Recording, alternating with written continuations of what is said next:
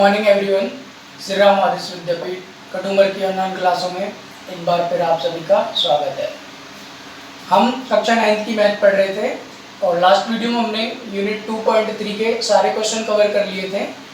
आज हम पढ़ने वाले हैं यूनिट 2.4 के पहले जो हमारे परिभाषाएं काम आने वाली है वह पढ़ेंगे।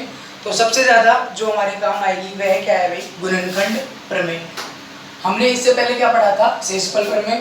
तो आज हम शेषफल प्रमेय भी और गुणनखंड प्रमेय यानी दोनों का अंतर भी समझ लेंगे। तो हम स्टार्ट करते हैं क्या, गुणनखंड प्रमेय। गुणनखंड प्रमेय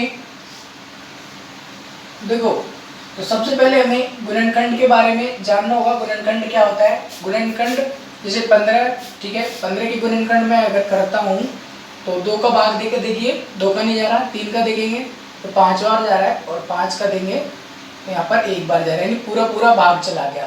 कहने का मतलब ये है, अगर मैं 15 में 3 का भाग दूंगा तो शेष हमारा क्या आएगा, शेषफल 0 आएगा। और इसी प्रकार अगर 15 में 5 का भाग दूंगा तो भी हमारा शेषफल क्या आएगा, 0 आएगा।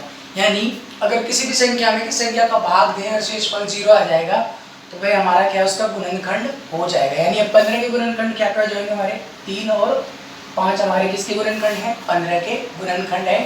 तो गुणनखंड प्रमेय भी यही कहती है। गुणनखंड प्रमेय हमारी क्या कहती है, देखो जैसे कोई बहुपद है px है, px बराबर है 2xy प्लस एक्स स्क्वायर, ठीक है, प्लस वाई स्क्वायर है। और एक बहुपद है दूसरा gx है x प्लस वाई है, ठीक है। अगर मैं इस बहुपद में इसका भाग दूंगा तो मेरा शेषफल अगर 0 आ गया तो क्या कहेंगे हम, यह इसका गुणनखंड है। बस हमें क्या है, गुणनखंड निकालने हैं और एक गुणनखंड दूसरे गुणनखंड में भाग देकर चेक करना है। अगर शेषफल 0 आता है तो वह हमारी क्या हो जाएगी, गुणनखंड प्रमेय हो जाएगी। यानी गुणनखंड है तो हमारी गुणनखंड प्रमेय हो जाएगी। शेषफल प्रमेय में क्या था कि हम भाग दे रहे थे तो कुछ ना कुछ शेषफल बच रहा था। अब देखिए हम दोनों का अंतर देखते हैं, उससे आपको बहुत अच्छे से समझ में आएगा गुणनखंड प्रमेय और शेषफल प्रमेय में अंतर क्या है। शेषफल प्रमेय और गुणनखंड प्रमेय में हम अंतर देखते हैं। तो देखो शेषफल प्रमेय के बारे में हम काफी पढ़ चुके हैं, फिर भी एक बार वापस देख लेते हैं, रिवीजन हो जाएगा। यदि किसी बहुपद px जिसकी घात हमारी वही होनी क्या होनी चाहिए, 1 से बड़ी या फिर 1 के बराबर होनी चाहिए। इसका मतलब क्या है कि एक ऐसा बहुपद है x प्लस 1, ठीक है, इसकी घात भाई हमारी क्या होनी चाहिए, x की घात। ये बहुपद हो गया, px बहुपद हो गया ना, और इसकी घात क्या है, घात निकालना हमने सीखा था। बहुपद की घात कैसे निकालते हैं, अधिकतम घात होती है वही हमारी बहुपद की घात होती है। तो यहाँ पर अधिकतम घात क्या है, x की घात 1 है, यानी चर राशि की घात देखते हैं हम, तो x की घात क्या है, 1 है। तो ये यही कह रहा है कि इसकी घात या तो 1 होनी चाहिए या फिर 1 से ज़्यादा। तो ये हमारा यहाँ पर 2 भी हो सकता है, 3 भी हो सकता है, लेकिन कम से कम तो 1 होनी चाहिए। यानी ऐसा बहुपद हमारे पास होना चाहिए जिसकी घात 1 से बड़ी या फिर 1 के बराबर हो। मैं किसी बहुपद में x माइनस ए बहुपद का भाग दें। x माइनस ए का मतलब क्या है कि ऐसा कोई बहुपद है, दूसरा बहुपद है, यानी ये x माइनस ए है। इसका मतलब क्या है कि रैखिक बहुपद हमने पढ़ा था, रैखिक बहुपद के बारे में जिन्होंने नहीं पढ़ा पिछले वीडियो देखें। तो ये रैखिक बहुपद है, इसका अगर हम भाग दें, ठीक है, इसका भाग दें, और a यहाँ पर क्या है, वास्तविक संख्या, यानी कुछ भी हो सकता है, 2 हो सकता है, √2 हो सकता है, परिमेय और अपरिमेय से कुछ भी हो सकती है, a वास्तविक संख्या है। बहुपद का भाग दें तो शेष हमारा pa आता है, ठीक है, यह शेषफल प्रमेय है। देखो ये एक px बहुपद हो गया, इसमें हमने x माइनस a का भाग दिया तो हमारा भागफल क्या आया, कुछ आएगा, यानी बहुपद ही आएगा। उस बहुपद को हमने qx नाम दिया और जो फिर शेष बचेगा हमने उसको वही pa नाम दे दिया। तो ये हमारी क्या है, शेषफल प्रमेय, यानी भाज्य बराबर भाजक गुना भागफल प्लस शेषफल, ठीक है। इस पर हमने काफी सवाल भी किए थे। शेषफल प्रमेय से हमने शेषफल निकालना भी सीखा था, 2 तरीके से सीखा था, भाग देकर। एक तो हम भाग देकर निकाल देते शेषफल, और एक क्या करते थे हम, इसका x माइनस a इसका शून्यक निकालते थे, यानी x बराबर a निकाला और फिर इसको हम px में रख देते थे। तो जो मान आता था वही हमारा क्या हो जाता था, शून्यक। जो शून्यक x माइनस a का शून्यक होता था उसको px में रखने पर जो मान आता वह हमारा क्या हो जाता, शेषफल हो जाता।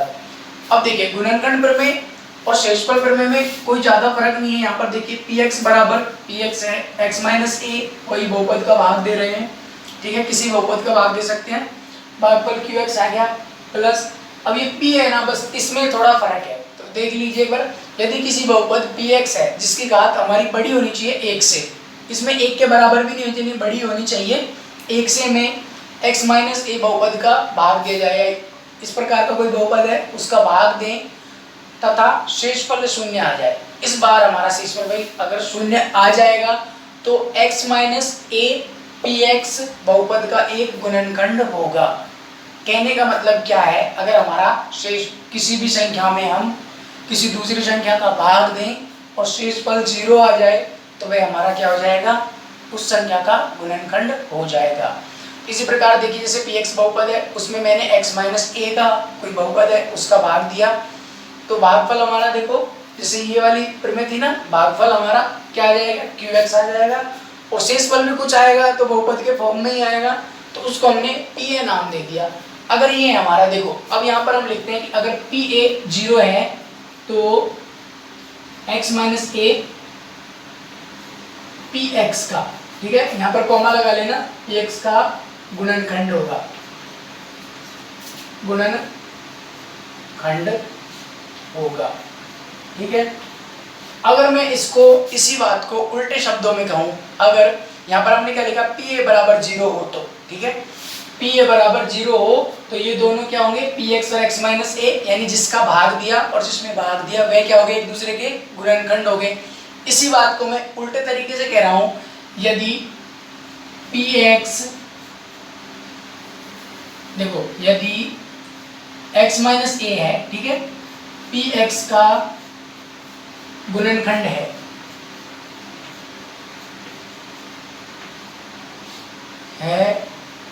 तो शेषफल 0 होगा, ठीक है। पहले पॉइंट में हमारी बात क्या है कि पी ए बराबर 0 हो तो x minus A P x का गुणनखंड है, शेषफल अगर 0 हो गया तो ये एक दूसरे के क्या हो जाएंगे, गुणनखंड हो जाएंगे। इसी बात को उल्टे तरीके से कहते हैं, अगर ये दोनों गुणनखंड हैं तो शेषफल हमारा क्या होगा, 0 होगा। तो अब देखिए गुणनखंड प्रमेय से हमें क्या करना है, इसके बाद जो सवाल आएंगे वह कैसे आएंगे वह देखना है। कि इस गुणनखंड प्रमेय का एक मकसद ये है कि हमें अब बहुपदों के गुणनखंड निकालना सीखना है, वह निकालना सीखना है, और एक जैसे कोई बहुपद दे दिया उसमें x का मान पूछे वह चीजें निकालनी है। बहुपदों के मूल तथा गुणनखंड, सबसे पहले हम मूल के बारे में देखेंगे। गुणनखंड तो हमने देख लिया, गुणनखंड क्या होता है, मूल का मतलब क्या है, देखो x प्लस 1 है, ठीक है, तो अगर हमें ये एक समीकरण दे दिया, ठीक है, x प्लस 1 बराबर 2 है, ये समीकरण दे दिया, इस समीकरण को मैं कैसे लिखूंगा, x प्लस 1 माइनस 2 बराबर 0, यानी इसको मैं इधर लेके आ गया तो हमारे पास समीकरण क्या हो जाएगा, x माइनस 1 बराबर 0, हमारे पास समीकरण ये आ गया, ठीक है। तो इस समीकरण को देखो इधर 0 है तो इधर भी 0 आना चाहिए, तो x का ऐसा कौन सा मान रखूं कि मैं वह 0 आ जाए, तो वही हमारा यानी x का मान इस समीकरण के लिए जो भी आएगा वह हमारा मूल होगा, या फिर रूट, अंग्रेजी में रूट बोलते हैं, तो x के मान को हम मूल बोलते हैं। और गुणनखंड आपको पता ही है गुणनखंड क्या है, तो अभी हम यहाँ पर रैखिक बहुपदों के लिए, फिर द्विघाती बहुपद और त्रिघाती बहुपदों के लिए क्या निकालना सीखेंगे, गुणनखंड और मूल निकालना सीखेंगे, ठीक है। मूल का मतलब क्या है, x का मान निकालना सीखेंगे। तो सबसे पहले देखते हैं, रैखिक बहुपद आपने पढ़े हैं जिनकी अधिकतम घात क्या हो, 1 हो, रैखिक बहुपद कहलाते हैं। 2x प्लस 4 है, ठीक है, 6x प्लस 3x है, ठीक है, तो ये हमारे क्या हो गए, रैखिक बहुपद हो गए। अब हमें इनके क्या निकालने हैं, गुणनखंड निकालने हैं, तो गुणनखंड निकालने के लिए हम क्या करेंगे, 2x प्लस 4 है जैसे, तो इसको हमने क्या रखा भाई, 0 के बराबर रख दिया, और यहाँ से हमारे पास देखो दो पद है ना, 2x प्लस 4 है, तो देखो 2 हमारा क्या आ गया भाई, कॉमन आ गया। और कॉमन लेने का मतलब क्या है, यानी भाग देना, यानी हम क्या कर रहे हैं, इस पूरे बहुपद में 2 का भाग दे रहे हैं। 2x प्लस 4 है, उसको हमने 2 से भाग दे दिया, तो देखो भाग देते हैं तो बांटना सीख लीजिए। 2x है, इसका मतलब ये भी है कि इसका 2x में 2 का भाग भी जा रहा है प्लस 4 में भी भाग जा रहा है। तो अब हमारे पास देखो 2 से 2 कट जाएगा, x बचेगा प्लस यहाँ पर भी क्या बच जाएगा, 2 बच जाएगा, तो x प्लस 2 बचेगा। तो कॉमन लेने का मतलब क्या है, हमने क्या करा, 2 कॉमन ले लिया यानी 2 का भाग दिया। तो अब इस पद में भाग दिया 2 का, तो हमारे पास क्या बचा, x बचा, फिर यहाँ पर क्या बचा, प्लस का प्लस आ जाएगा। अब 2 का वापस भाग देंगे तो क्या आ जाएगा, 2 आ जाएगा बराबर 0। ठीक है, अब देखिए ये 2 क्या है, गुणा के रूप में आ गए हमारे पास। तो 2 बराबर हम क्या लिख सकते हैं, 2 बराबर 0। तो यहाँ से तो हमें x का मान कुछ निकल कर आएगा नहीं। ठीक है, तो हमारा x का मान कहाँ से निकल के आएगा, x प्लस 2, इसको हम 0 के बराबर रखेंगे। ठीक है, यानी इस गुणा का मतलब क्या है कि ये संख्या भी 0 के बराबर है और ये जो कोष्टक है ये भी गुणा के बराबर है। ठीक है, अगर जैसे यहाँ पर x प्लस 3 होता और x प्लस 4 होता और 0 होता, तो इसका मतलब क्या है कि हम इसको कैसे लिख सकते हैं, x प्लस 3 बराबर 0 भी लिख सकते हैं और x प्लस 4 बराबर 0 भी लिख सकते हैं। और यहाँ से हमारा x का मान क्या आता, माइनस का 3 और इससे निकल कर क्या आता है, x का मान माइनस का 4। कहने का मतलब क्या हो गया, अगर ये ऐसे होता तो हमारे x के 2 मान निकल कर आते, यानी x के 2 मूल निकल कर आते। तो देखिए इस इक्वेशन के लिए x का मूल क्या आएगा, यानी x का मान क्या आ गया, माइनस का 2 आ गया। अब देखते हैं 2x प्लस 4 है। ठीक है, इसको हमने 0 के बराबर रखा, तो x का मान माइनस 2 रखते हैं, 2 गुणा माइनस 2 प्लस 4 बराबर 0। तो 2 और 2 का गुणा 2 से करेंगे तो माइनस का 4 और प्लस का 4 बराबर 0। तो ये समीकरण सेटिस्फाई हो रहा है, यानी इसको इन दोनों को बराबर करने के लिए हमने माइनस 2 रखा, 0 0 आ रहा ना, ये भी 0 हो गया, ये भी 0 आ गया। तो हम कह सकते हैं कि ये इसका क्या है, मान है या फिर इसका मूल है। ठीक है, तो रैखिक बहुपदों के हमने क्या निकाले भाई, ये हमने इनका मान निकाल लिया। ठीक है, तो हमारे पास अब देखो हम x प्लस 2 है ना, इसको क्या कहेंगे, इस क्योंकि हमारा शेषफल क्या है, 0 आ गया, 2x प्लस 4 है। अगर मैं इसमें भाग देता हूँ x प्लस 2 का, x प्लस 2 का मैं भाग दूंगा तो हमारा शेषफल क्या आएगा, 0 आएगा और ये क्या हो जाएगा भाई, इसका गुणनखंड हो जाएगा। तो सबसे पहले हमने मूल निकालना सीखा और फिर निकालना सीखा, गुणनखंड निकालना सीखा। अब हम क्या देखेंगे, द्विघातीय बहुपद है ना, ये सबसे इंपॉर्टेंट है। रैखिक बहुपदों का तो आप निकाल लोगे, तो गुणनखंड निकालने के हमारे तरीके देखते हैं। तो और मूल कब आएंगे हमारे, पहले हम गुणनखंड निकालेंगे फिर मूल आ जाएंगे। जैसे यहाँ पर हमने गुणनखंड निकाला और इसको 0 के बराबर रख दिया तो हमारा x का मान आ गया। या फिर हम x का मान और किस तरीके से ला सकते थे, यहाँ पर 1 रख के देखते, फिर माइनस 1 रखते, 0 रखते, 2 रखते, माइनस 2 रखकर जब तक बराबर नहीं आ जाता तब तक चेक करते रहते। लेकिन ये थोड़ा क्या भाई लेंथी प्रोसेस हो जाता है और बहुत बड़ा हो जाता है। तो हम कैसे गुणनखंडों की सहायता से ही मूल निकालना सीखेंगे। अब सबसे काम का चीज है द्विघाती बहुपद। द्विघाती बहुपद का देखो जो रूप होता है ax² plus bx plus c, यानी इस रूप में होता है द्विघातीय बहुपद। सबसे ज्यादा काम आने वाला है आपके लिए आगे 10th में भी, तो ये ध्यान से समझना। ax² यानी x² तो जरूर होगा, x भी जरूर होगा और यहाँ पर एक क्या होगा, अचर पद भी होगा हमारा। अब लेकिन चिन्ह कुछ भी हो सकते हैं, प्लस माइनस कुछ भी। तो ये आप याद रख लेना। जैसे a की जगह पर यहाँ पर क्या है 6 है, b की जगह पर क्या है 5 है और c की जगह पर क्या है हमारा माइनस का 6 है। तो ये हमारा किसकी फॉर्म हो गई भाई, द्विघातीय बहुपद की फॉर्म हो गई। अब इसके हम क्या निकालना देखते हैं, गुणनखंड निकालेंगे और गुणनखंड निकल गए तो हमारे x के मान भी यहाँ पर आ जाएंगे। ठीक है, तो देखो इसके गुणनखंड निकालने का जो सबसे बढ़िया तरीका वह देखते हैं। 6x² है और इधर क्या है 6x है, यानी ये पहला पद, ये दूसरा पद और ये तीसरा पद। पहला पद गुणा तीसरा पद करो।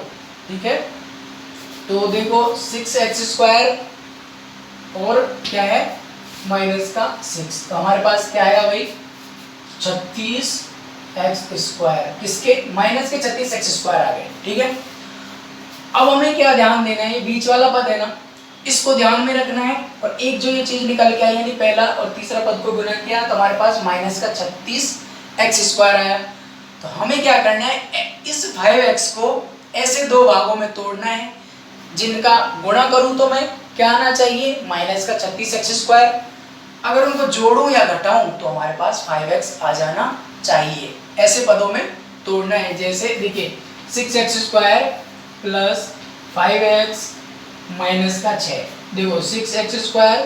अब यहाँ पर मुझे क्या करना है, x और x माइनस x। अब देखो ऐसी ये ना 5x, इसको तोड़ा है हमने दो भागों में, तो यहाँ पर मैं क्या लिखूं कि अगर इन दोनों का यानी यहाँ पर हमें कुछ संख्या लिखनी है, जैसे मैंने 2 लिखा और यहाँ पर 6 लिख दिया। इन दोनों को जोड़ा तो क्या आ रहा है, 2x और 6x को जोड़ा 8x आ रहा है, लेकिन हमारा क्या आना चाहिए, 5x आना चाहिए। 2x और 6x का गुना करूंगा तो 6 दूनी 12x² आ रहा है, लेकिन हमारा क्या आना चाहिए, माइनस का 36x² आना चाहिए। तो देखो आपको सबसे पहले करना क्या है, एक बार वापस देख लीजिए। द्विघातीय जो समीकरण है या द्विघाती बहुपद है उनको सरल करने के लिए सबसे पहले क्या करना है, प्रथम पद और तृतीय पद का गुणा करना है चिन्ह सहित। यहाँ पर जो चिन्ह होगा वह भी लेना है और यहाँ वाला चिन्ह भी लेना है। तो हमारे पास क्या आ गया, माइनस का 36x² आ गया। अब हमें बीच वाले पद को लेना है। बीच वाला पद क्या है, 5x है, ठीक है। अब क्या करना है कि इसको ऐसे दो टुकड़ों में तोड़ना है कि जोड़ने और घटाने पर यही हमारा आना चाहिए। अब वह देखते हैं कैसे तोड़ेंगे। तो आप क्या करो, 36 को उठाइए, ठीक है। 36 को उठाया तो 36 के गुणनखंड निकालते हैं हम। 36 में भाग दो 1 का, 1 गुणा 36, ठीक है। अब हम 2 गुणा कितना करेंगे, यानी 2 का भाग दीजिए 36 में, कितना आ जाएगा 18। 3 का भाग जा रहा है, देखिए 3 का भाग कितने बार जाएगा, 12 दूनी 24 और 12 3 36। 4 का देखिए 4 गुणा 9, उसके बाद 5 का नहीं जा रहा, 6 का देखिए 6 गुणा 6 36। तो ये गुणनखंड हमारे बन रहे हैं, ठीक है। 7 का देखिए नहीं जा रहा, 8 का भी, 8 का पूरा नहीं जा रहा, 8 चौके 32 होता है, 8 के बाद 9 चौके 36, तो ये वापस आ गया। इसके बाद हम नहीं लिखेंगे। तो हमारे क्या गुणनखंड निकल कर आए, ये गुणनखंड निकल के आए। अब हमें क्या चेक करना है, देखो एक x यहाँ पर देखते हैं हम, 5x था ना, इसको हमने क्या तोड़ दिया, 1x प्लस 36x। अब देखो इसका गुणा कर रहे हैं तो 36x² तो आ रहा है, लेकिन इसको इन दोनों को जोड़ो तो क्या आ रहा है, 37x आ रहा है, घटाएंगे तो क्या आ रहा है, 35x आ रहा है। लेकिन हमें क्या चाहिए, 5x चाहिए। यानी दोनों कंडीशन में हमें स्वीकार करना है कि ये भी आना चाहिए और ये भी आना चाहिए। तो ऐसा कौन सा गुणनखंड है हमारा, देखो 4x और 9x है, ठीक है। तो मैं यहाँ पर 9x लिया और यहाँ पर 4x लिया। अब 9x और 4x को जोड़ता हूँ तो 13 हो जाता है। अगर लेकिन मैं घटाऊंगा, ठीक है, मैं घटाता हूँ तो क्या हो जाएगा, 9x में 4x जाएंगे तो 5x हो जाएंगे। चलो ये तो हमारा आ गया। अब हम देखते हैं 9x और 4x को गुणा करते हैं चिन्ह सहित। तो यहाँ पर देखिए माइनस का 36x² आ गया। तो कौन सा गुणनखंड है, 4x और 9x एक ऐसा गुणनखंड है जो हमारी इस कंडीशन को फुलफिल कर रहा है, यानी इस शर्त पर खरा उतर रहा है। तो देखो यहाँ पर हमने क्या कर दिया, 6x², ठीक है, 4x। अब 5x को तोड़ा हमने किसमें, प्लस का 9x और माइनस का 4x, ठीक है, और माइनस का 6 की जगह -6 लिख दिया। अभी आपको पता चल गया ना ये हमने कैसे तोड़ा, ये हमने इसको इस समीकरण को ऐसे लिख दिया। बस ये सबसे बड़ी चीज है, यानी 5x को ऐसे दो टुकड़ों में तोड़ना है कि जो उसका अगर गुणा करें उन दो टुकड़ों का तो हमारा क्या आना चाहिए, पहले पद और तीसरे पद का गुणा, यानी माइनस का 36x² आना चाहिए। और इनको जोड़ूं या घटाऊं, तो मैंने यहाँ पर क्या किया, घटाव किया है। अगर मैं इनको जोड़ता तो हमारा क्या आना चाहिए, यानी एक कंडीशन आएगी, या तो जोड़ने पर आएगी या फिर घटाने पे। तो हमारे ये कंडीशन क्या है, घटाने पर आ गई है। या तो मुझे जोड़ना है या घटाना है, एक ही चीज करनी है। तो मैंने यहाँ पर घटाव किया है, तो घटाने पर हमारा 5x आ गया। तो ये हमारा क्या है, हमने टुकड़े तोड़ लिए। अब देखो 4 पद हो गए, 1 2 3 4। तो हमें क्या करना है, 2 2 पद के जोड़े बना लेने हैं।